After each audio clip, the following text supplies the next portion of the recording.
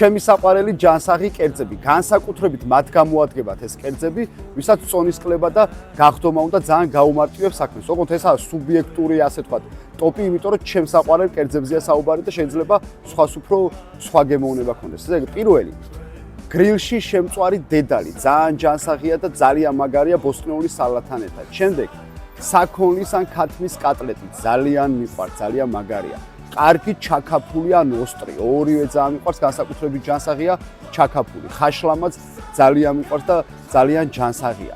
თევზი ქინძმარში არის ერთ-ერთი ჩემი, ასე ვთქვათ, საყვარელი საჭმელი, მაგრამ ეხლა მეტყვით, ვიცი რომ აი ხორცის და თევზის ფული ყველას არა აქვს, ამიტომ ლობიოც ძალიან მიყვარს და ძალიან ჯანსაღი და ეკონომიურია.